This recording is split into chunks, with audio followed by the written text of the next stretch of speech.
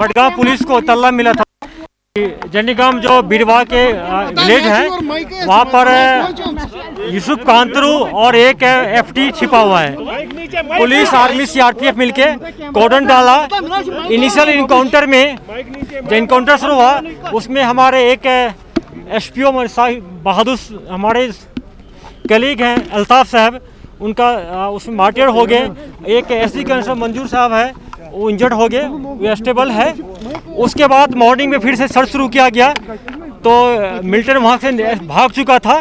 फिर ब्लड के हम लोग बीडीएस स्क्वाड को बुलाए गए और उसको ट्रैक किया गया। तो 2 किलोमीटर आगे जाके गांव है कि जहाँ पर ब्लड स्टैंड उनका ब्लड ट्रेल खत्म होता है, उस गांव का कॉर्डन डाल दिए। सर्च जारी है।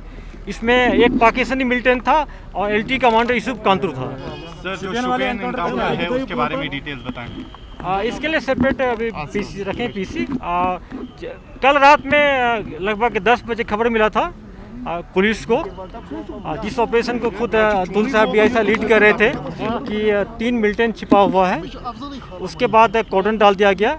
आर्मी सीआरपीएफ पुलिस टीम कॉर्डन डाला।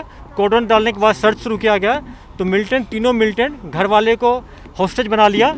उसके चलते हम लोग ऑपरेशन को होल्ड अप करना शुरू कर दिए और मॉर्निंग में 5:30 में जब घर वाले को निकाल लिए हम लोग, फिर से इनकाउंटर शुरू हो गया। दौरान इनकाउंटर 3 टेररिस्ट मारे गए जो अलबदर से ताल्लुक़ रखते हैं। तीनों लोकल मिलिटेंट हैं। 2 AK-47 एक पिस्टल मिला है। सर, बडगाम ऑपरेशन के बारे में कि अभी चल रहा है प्रोग्रेस में? जैसा मैंने बोला कि ब्लड ट्रेल को हम लोग फॉलो करते करते 2 किलोमीटर बाद एक नया गाँव को कॉर्डन किए हैं। सर्च जारी है।